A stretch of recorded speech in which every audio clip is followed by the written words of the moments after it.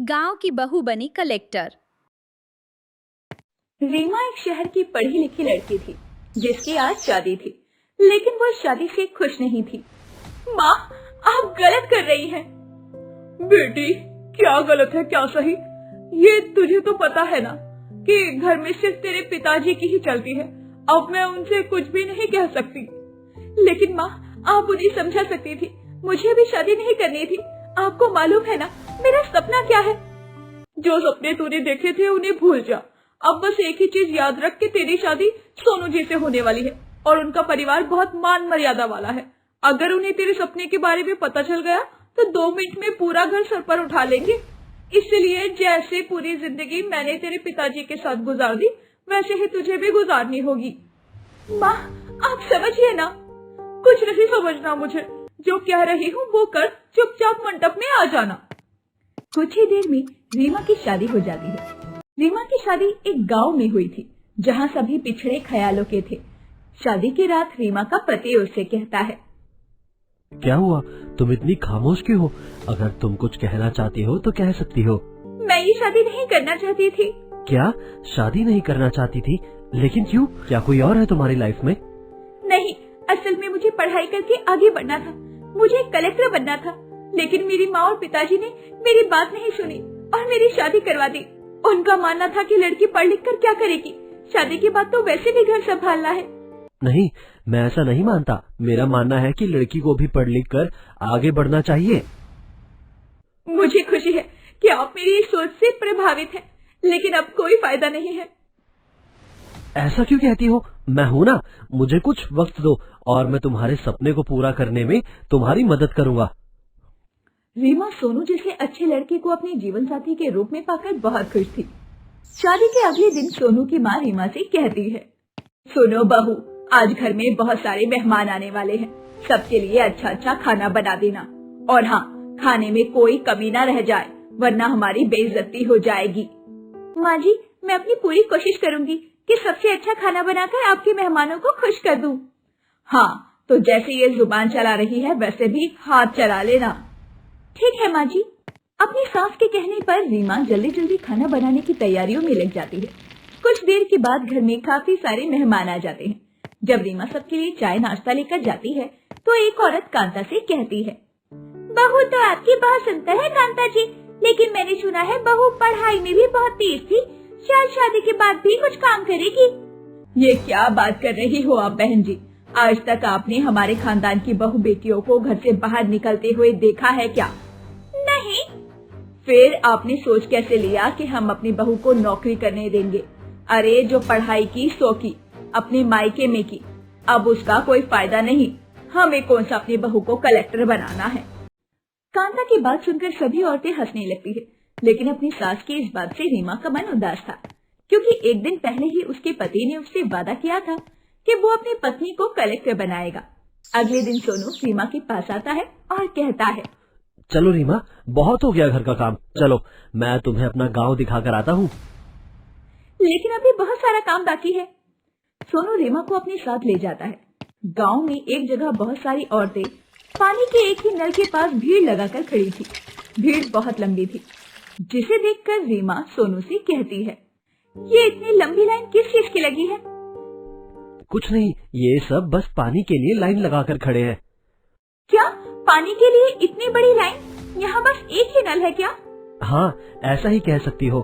यहाँ के जो बड़े और अमीर घराने के लोग हैं वो अपने घर में ही पानी की सुविधा करवाते हैं, लेकिन जो गरीब तबके लोग होते हैं वो बेचारे इसी नल से पानी भरते हैं।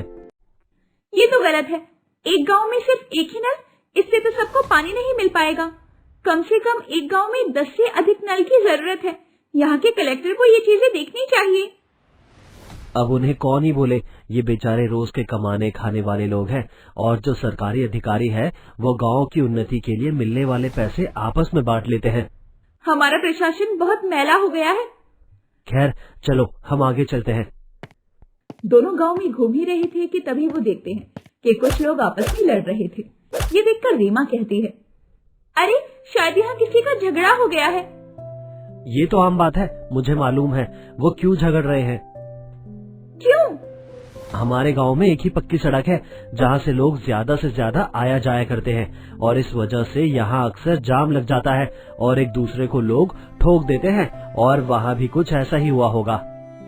मुझे ऐसा लगता है कि यहाँ सच में किसी अच्छे कलेक्टर की जरूरत है जो गांव की इन छोटी से लेकर बड़ी परेशानियों को दूर कर सके और सरकार तक इनकी कंप्लेंट करे।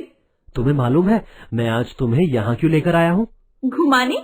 नहीं, मैं यहाँ तुम्हें इसलिए लेकर आया हूँ ताकि तुम गांव की ये हालत देखकर अपने विचार सामने लेकर आओ और मुझे मालूम है कि तुम एक बेहतरीन कलेक्टर बन सकती हो। लेकिन आपकी माँ नहीं चाहती कि मैं घर से बाहर भी जाऊँ, फिर ये सब कैसे होगा? मैं हूँ ना तुम्हारा पति, तुम अब मेरी जिम्मेदारी हो और तुम्हें आगे कैसे लेकर जाना है ये मैं जानता हूँ। तुम बस आज से अपनी पढ़ाई पर ध्यान देना। दोनों घर वापस आते हैं तो सोनू अपनी माँ से कहता है, माँ मुझे आपसे कुछ बात करनी है। कैसी बात? माँ मैं चाहता हूँ कि रीमा आगे पढ़ाई करे और कलेक्टर बने। क्या तू पागल हो गया है? दिमाग ठीक है ना तेरा? अरे माँ मैं सच कह रहा हूँ, मैं चाहता हूँ कि रीमा हमारे गांव की कलेक्टर बने। एक ही रात में इस लड़की ने तेरे दिमाग पर क्या असर कर दिया है जो तू ऐसी बहकी बहकी बातें कर रहा है? मुझे कुछ समझ नहीं आ रहा। आज तक हमारे घर की औरत घर से बाहर नहीं गई और तू चाहता है कि तेरी पत्नी हमारे घर की बहू मर्दों के बीच बैठे, गांव गांव गली गली घूमती फिरे। माँ ऐसा कुछ नहीं है, जनता की सेवा करना पुण्य का काम है। और माँ आप खुद सोचो, अगर आपकी बहू कलेक्टर बन जाएगी तो इससे आपका ही सर गर्व से ऊंचा होगा। सोचिए माँ।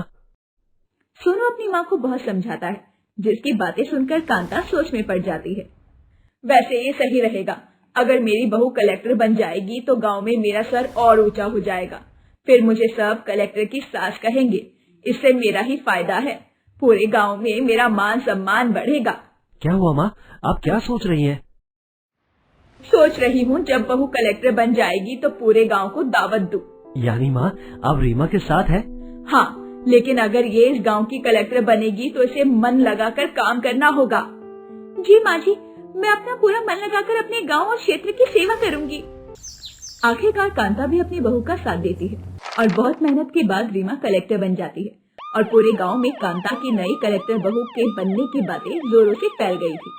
इसी खुशी में कांता पूरे गांव को दावत देती है जहां सभी औरतें आती हैं और एक औरत कांता से कहती है, अरे कांता बहन, उस दिन तो तुम कह रही थी कि हमारे घर की औरतें और बेटियां घर से बाहर नहीं निकलती और आज तुम्हारी बहू कलेक्टर बन गई। ये तो बहुत ही अजीब बात है। हाँ, मैं पहले ऐसा जरूर मानती थी, लेकिन अब मेरे बहू और बेटे ने मेरी आंखें खोल दी।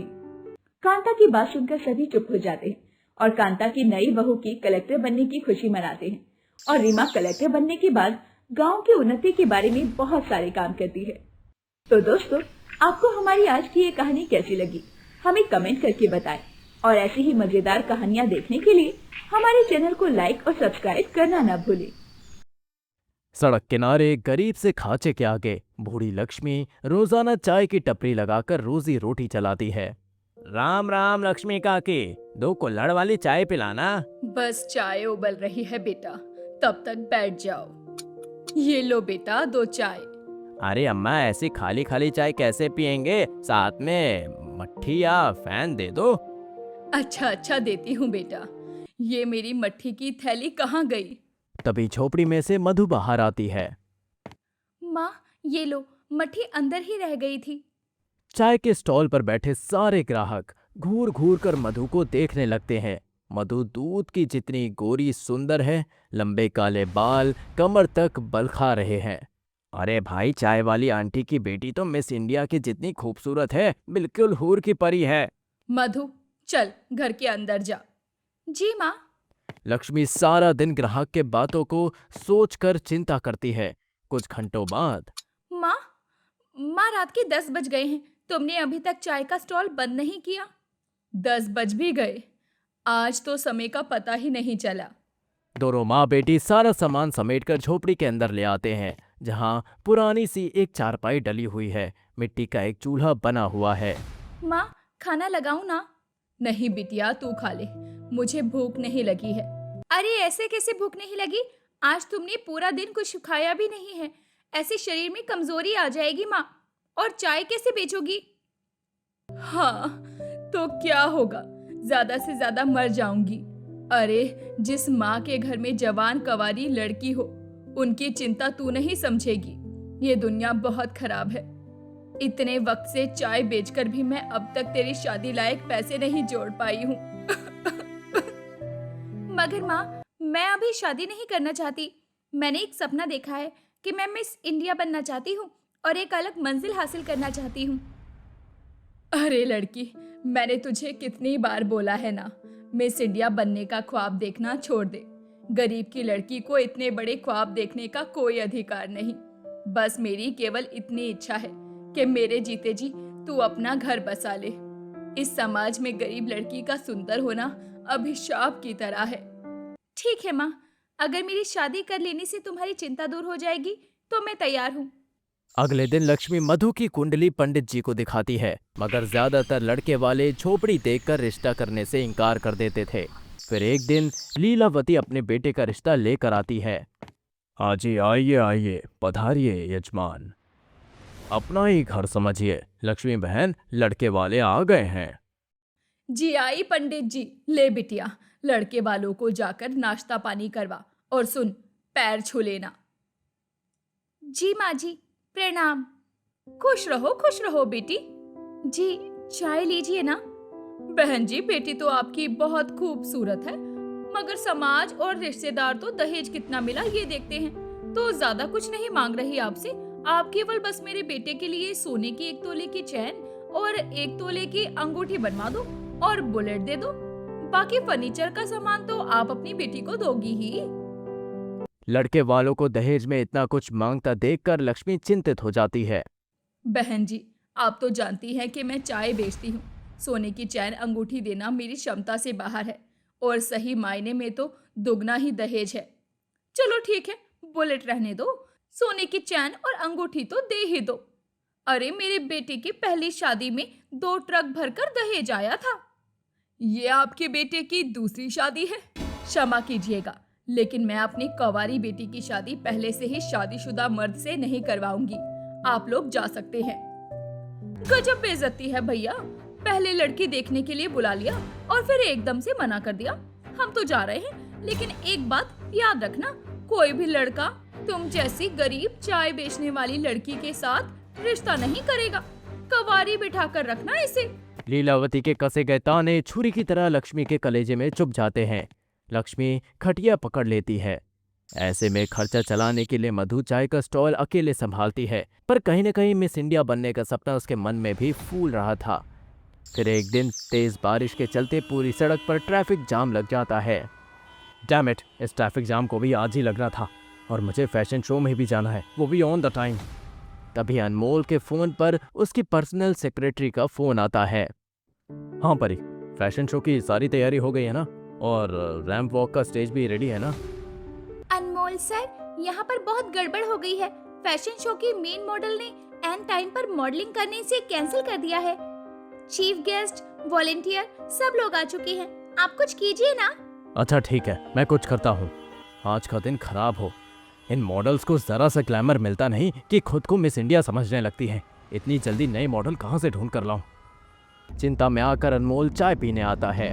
1 T with light sugar please. अब माफ करना, 1 चाय लगाना। चीनी कम और चाय पत्ती कड़क है ना साहब जी।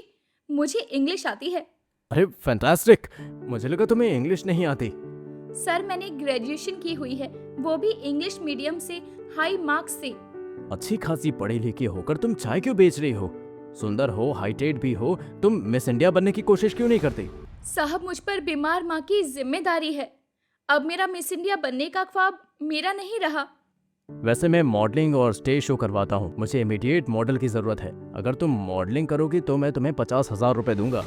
50,000 रुपए? इतनी बड़ी रकम सुनकर मधु चौंक जाती है। तभी लक्ष्मी बाहर आती है।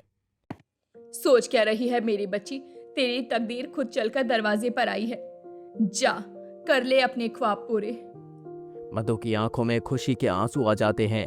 अनमोल फौरन उसे अपने साथ ले जाता है। परी, ये रही हमारी आज की मॉडल।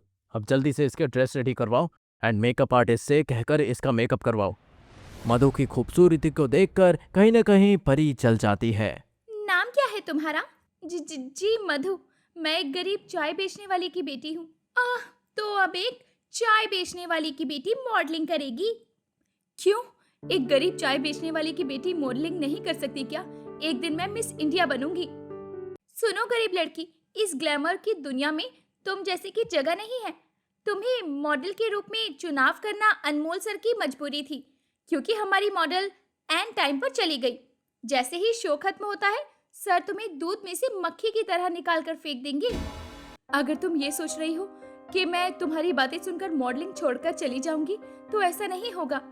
ठीक है, तो अपना मेकअप भी खुद कर लो, कोई इसे रेडी नहीं करेगा। कितना कम समय बचा है, मुझे तो मेकअप करना आता भी नहीं है, रेडी कैसे होऊं? तभी स्टेज से अनाउंसमेंट होती है। ऑल द जज, पब्लिक्स एंड स्टार्टर्स दिल थाम कर बैठें। अगले 10 मिनट में हमारी आज की मॉडल्स आने वाली हैं। मेरे पास केवल 10 मिनट है रेडी होने के लिए, मैं सब कैसे करूंगी? मधु हिम्मत हारने लगती है। तभी उसकी आंखों के सामने उसकी चाय बेचते हुई माँ की सूरत आती है और वो खुद से बहुत ही अच्छा मेकअप करती है और स्टेज पर रैंप वॉक करती है, जहां उसके खूबसूरत रूप को देखकर सभी मोहित हो जाते हैं। वेल डन मिस मधु, आपके अंदर तो मिस इंडिया बनने की क्वालिटी कूट कूट कर भरी है, इसलिए हम आपका टॉप 10 मॉडल्स में सिलेक्शन करते हैं। Thank you very much sir. Madhu एक खुशखबरी लक्ष्मी को सुनाती है। माँ, खुशखबरी है, जजेस ने मुझे मिस इंडिया बनने के लिए चुना है। माँ, 10 लड़कियों में मेरा भी नाम आया है। मगर माँ, एक हफ्ते में शो है, मेरे पास तो अच्छी ड्रेस भी नहीं है, मेकअप भी नहीं है। मिस इंडिया बनने के लिए तो बहुत ही हाई फाई घरों से लड़कियां आ रही हैं, मैं जीत नहीं पाऊंगी। मेरी बच्ची तू देखना, मिस इंडिया का ताज तू ही पहनेगी। अपनी माँ पर भरोसा रख, 2 दिन में सब हो जाएगा। लक्ष्मी सारा दिन चाय की टपरी चलाकर जो मुनाफा कमाती है, ड्रेस बनाने के लिए कपड़ा, मोती, गोटा, लेस लेकर आती है और लालटेन की लौ में सिलाई करती है। कुछ दिन बाद, ले मधु, बन गई तेरी ड्रेस, पहन कर दिखा। माँ, ये ड्रेस तो बहुत खूबसूरत है, कितनी अच्छी सिलाई की है तुमने, दिल कर रहा है तुम्हारे हाथ चूम लूं। मधु जैसे ही उत्सुकता में अपनी माँ का हाथ देखती है तो वो सिलाई के चलते जख्मी था। माँ, तुम्हारे हाथ में मेरी वजह से जख्म बन गए, तुमने अपना जीवन मुझ पर न्यौछावर कर दिया। माँ, मैं वादा करती हूँ तुम्हारा संघर्ष बेकार नहीं जाने दूंगी।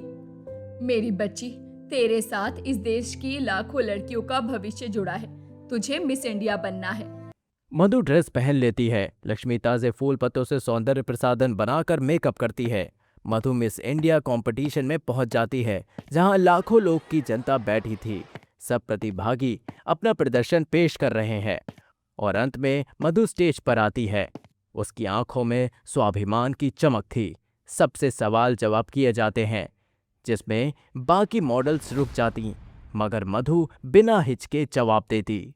मिस मधु, आपके हिसाब से क्या एक मिस इंडिया का सिर्फ खूबसूरत होना काफी है? मिस मधु, आपके हिसाब से क्या एक मिस इंडिया का सिर्फ खूबसूरत होना काफी है? जी नहीं, खूबसूरती तो देखने वालों का नजरिया होती है। किसी को पत्थर में भी शिवलिंग दिखता है और किसी को शिवलिंग में भी पत्थर। एक मिस इंडिया में खूबसूरती के साथ गुण, सहनशीलता भी होनी चाहिए। Well done, mind blowing thought. Miss Madhu, तो हमारे इस साल के मिस इंडिया का खिताब मधु लक्ष्मी अग्रवाल को दिया जाता है। जज स्टेज पर आकर मधु को मिस इंडिया का ताज पहनाते हैं। मधु फूट फूट कर रो रही थी। उस दिन उस गरीब चाय बेचने वाली माँ को मीडिया के द्वारा पूरी इंडिया में दिखाया जा रहा था। हर परिवार में लोग लक्ष्मी की सराहना कर रहे थे। आखिरकार एक गरीब चाय बेचने वाली माँ की बेटी मिस इंडिया जो बन गई थी। दोस्तों, क्या आपके भी कुछ ऐसे ही सपने हैं और आप क्या बनना चाहते हैं, हमें कमेंट करके जरूर बताएं।